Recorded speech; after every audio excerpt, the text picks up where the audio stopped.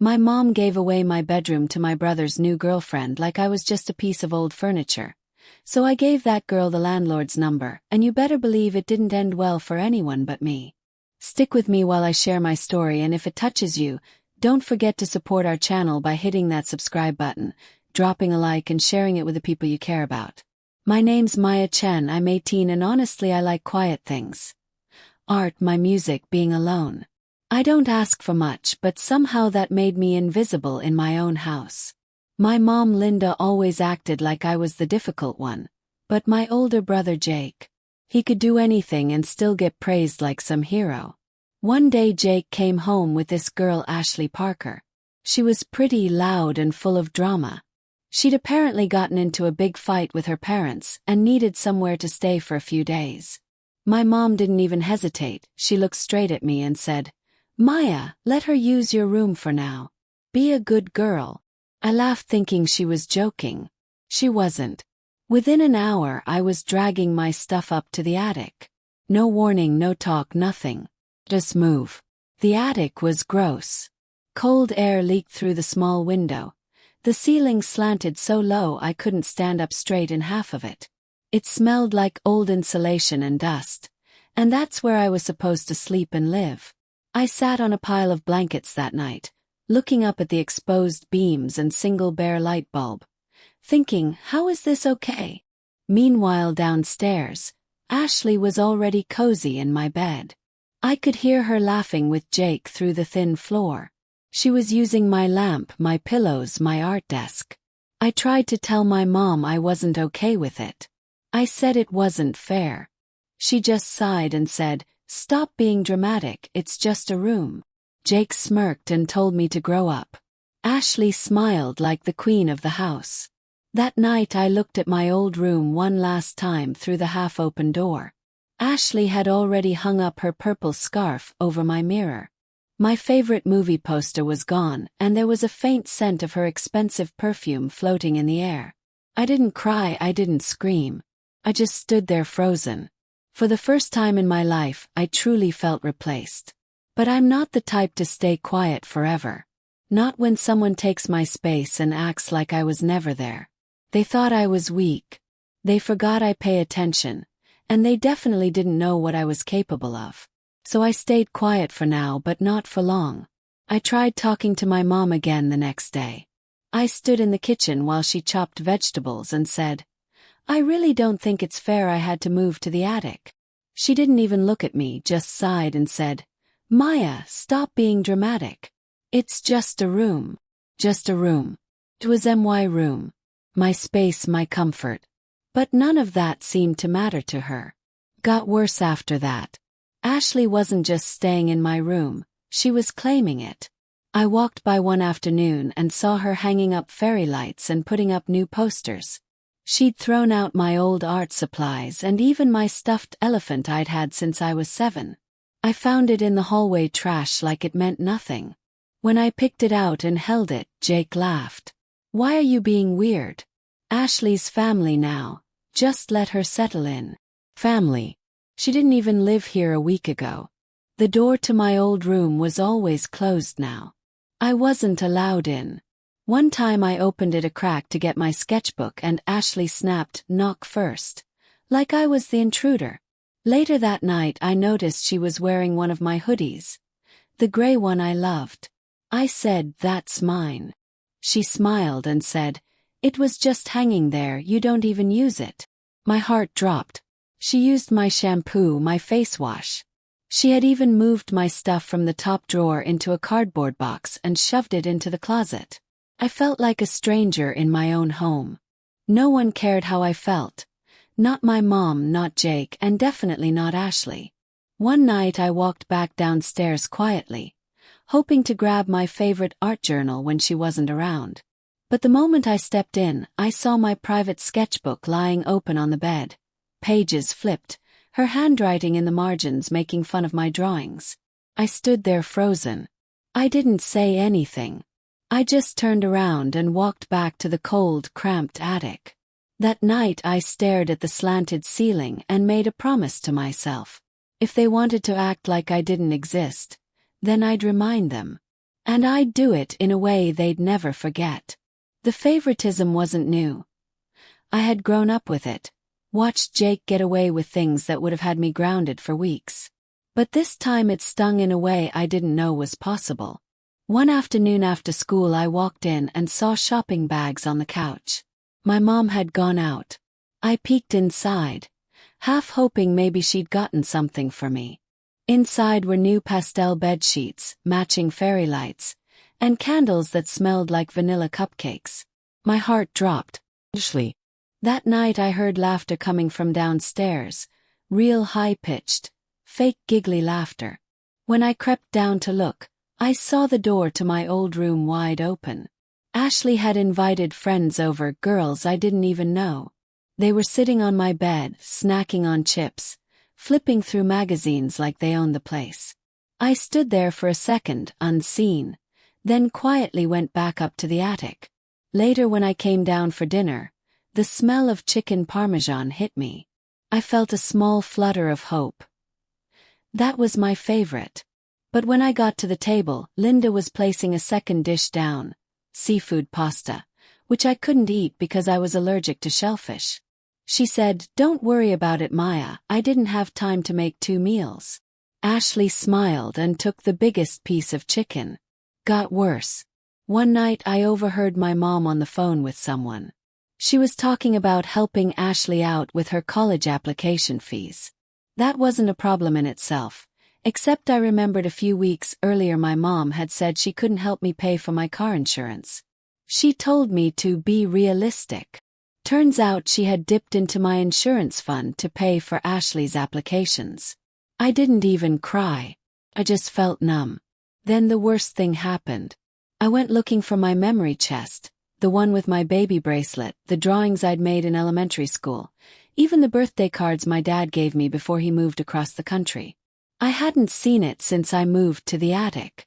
I checked the closet, not there. Then I checked the garage. There it was, shoved in the corner, lid half off, damp from a leak in the roof.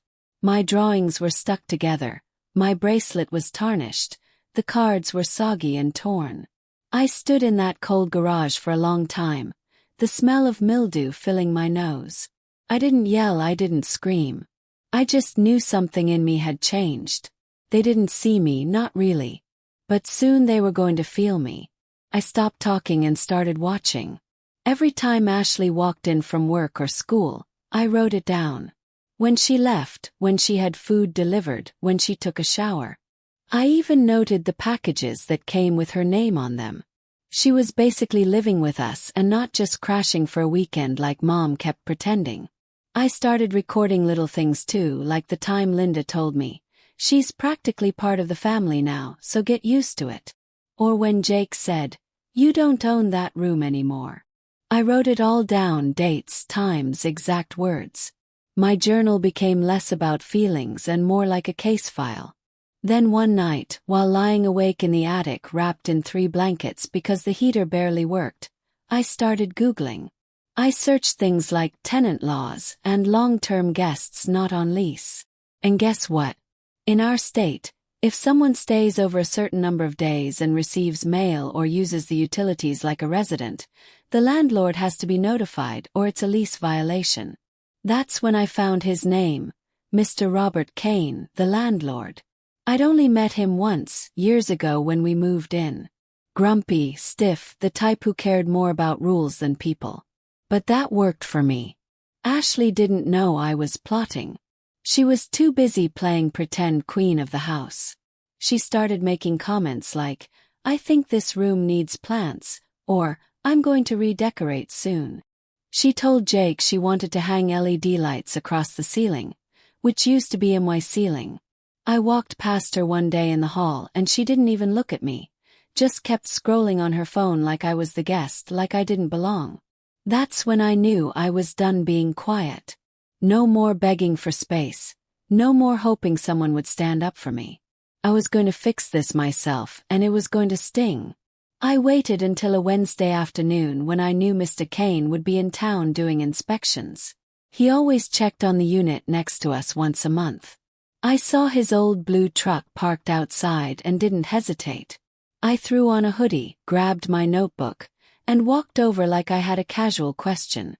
When he opened the door, his grumpy face softened a little. "You one of Linda's kids?" he asked. "Yeah," I said, trying to sound a little nervous. "I'm Maya. I needed to ask something about the lease. Is that okay?" He stepped out into the hallway, arms crossed. "Go on." I fidgeted with my sleeve. "So hypothetically, if someone was living in an apartment without being on the lease, like staying for a while, using the shower, cooking, getting mail, what would happen?" His eyes narrowed. "Why? That going on in your place?" Shrugged. "I mean, there's this girl Ashley, my brother's girlfriend. She's been here for over a month now. Gets packages, has her clothes in the drawers, uses my old room actually. I got moved to the attic."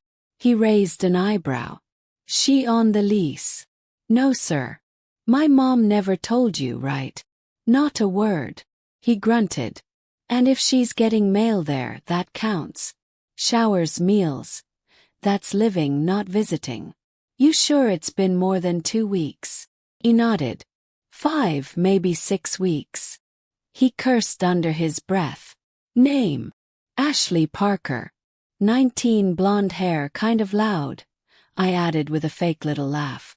"She's made herself real comfortable." Mr. Kane didn't laugh. He pulled out a worn notebook from his coat pocket and scribbled her name down. "This is why I hate renters thinking they can bend the rules. Your mom knows better." I stayed quiet. He looked up and said, "All right, kid, if they didn't ask me first, someone's getting a notice." I thanked him and walked back slowly, heart pounding but lighter than it had felt in weeks. That night I heard Jake and Ashley laughing downstairs while I sat on the cold attic floor with a cup of instant ramen. But I smiled to myself because the clock had started ticking, and they didn't even know it. It happened on a Friday afternoon. I was pretending to do homework in the attic when I heard the knock, loud, sharp, and nothing like a neighbor's friendly tap. I crept down the stairs just in time to hear Mr. Kane's gravelly voice booming through the hallway. "I need to speak with Linda Chen now." My mom shuffled out of the kitchen, wiping her hands on a dish towel, surprised but trying to play it cool. "Oh, Mr. Kane, what brings you by?" He didn't even smile. "You've violated your lease. There's been an unregistered resident living here for weeks. That's grounds for eviction." Linda's face froze. "Excuse me. No one's living here but my children." He cut her off. "Then explain why I found mail addressed to Ashley Parker at this address. College documents from the university registrar, postmarked and everything." I peeked around the corner to see Ashley standing behind Jake, arms crossed, face pale. Linda opened her mouth, then closed it again. She looked at Jake for help, but he just looked confused and mad. She's just visiting," Linda tried again weakly. Mr. Kane pulled a folded paper from his pocket and handed it to her. "Then you won't mind this. It's a formal notice. Ashley has 72 hours to vacate the property or you all get evicted." The air cracked like a thunderstorm.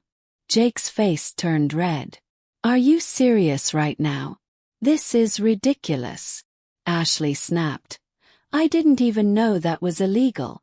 I needed a place to stay." Mr. Kane didn't flinch. "She's not on the lease. You don't get to play house without my permission." Linda stammered. "Wait, can't we fix this? Please, my daughter must have misunderstood something." But it was too late. After Mr. Kane left, the house erupted. Jake stormed into the attic shouting, "You told him, didn't you?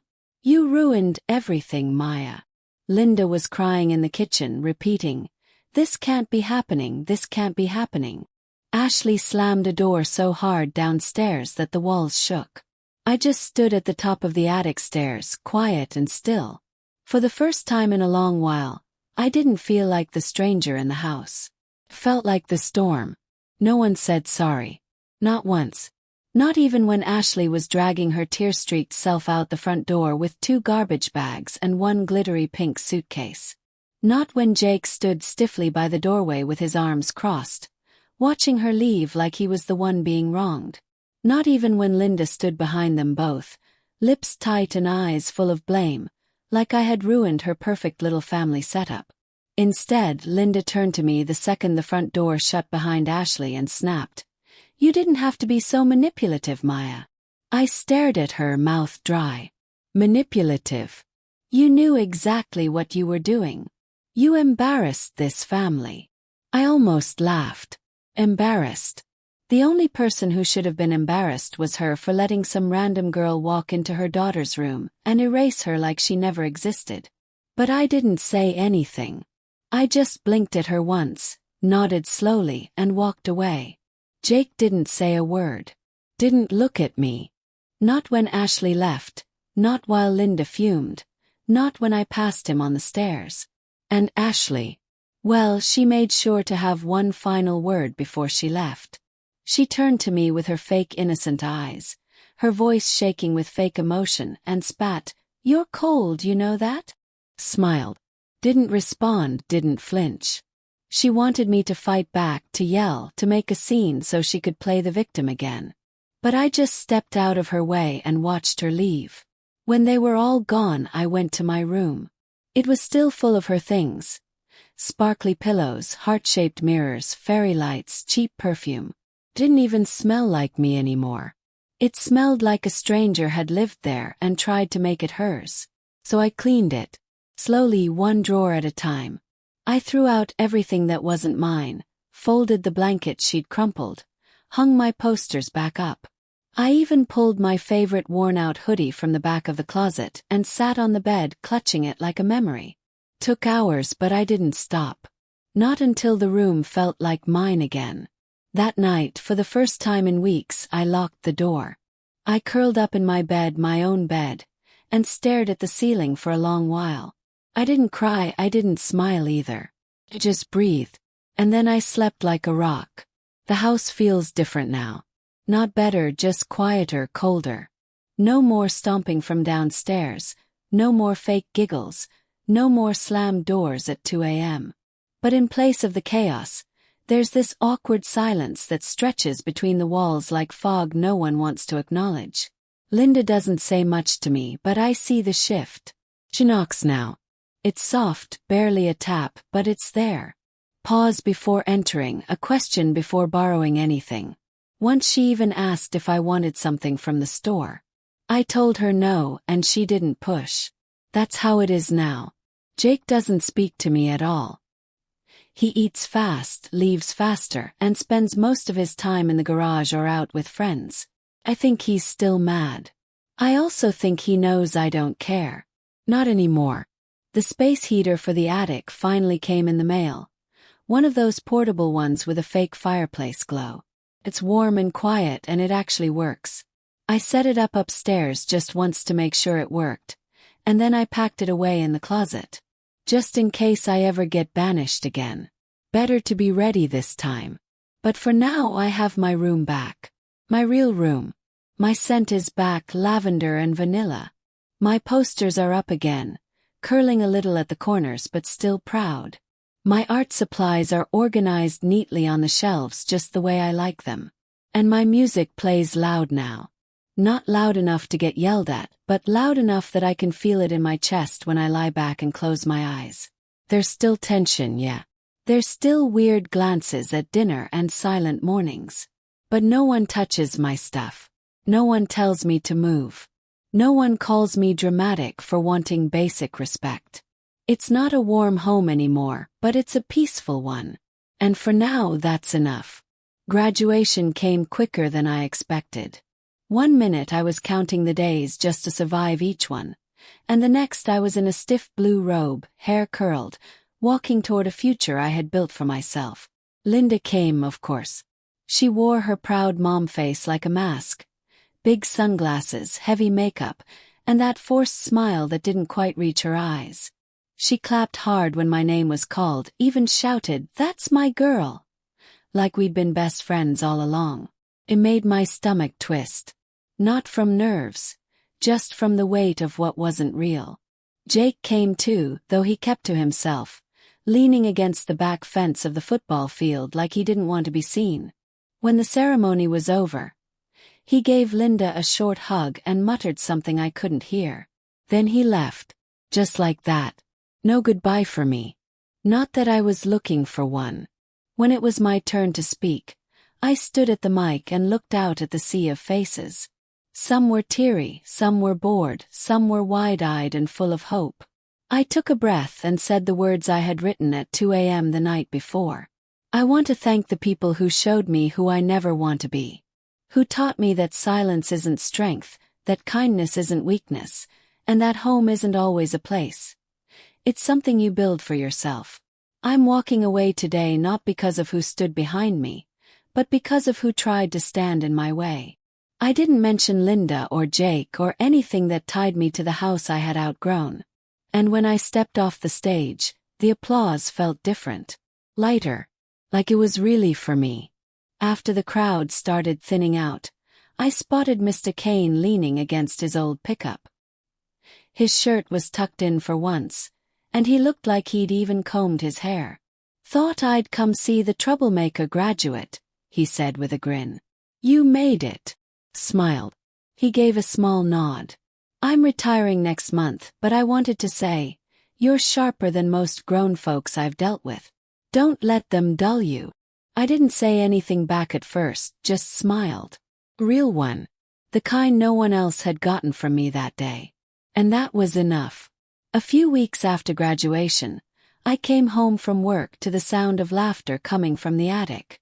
The door to my space. I walked up and found Linda showing a middle-aged woman around like she was a realtor. "It's unfinished," she was saying, "but it's cozy. You could make it your own with a few rugs and—" I didn't even wait. I dropped my bag and said loud and clear, "I'm still here and I'm not moving again." They both turned. Linda blinked like I'd slapped her. "Maya, I thought you might be moving out soon. It's just a friend looking for a place. Rent could really help us." I crossed my arms. "Then rent your own room." There was silence. The kind that fills every corner of a house and makes your ears ring. Linda looked like she wanted to argue, but she didn't. Maybe she saw something different in me now. Or maybe she just realized she'd pushed enough.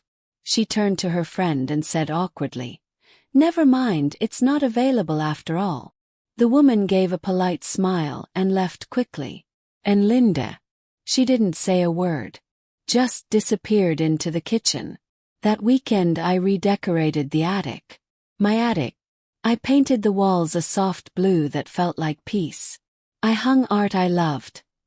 Not the posters I used to use just to fill space.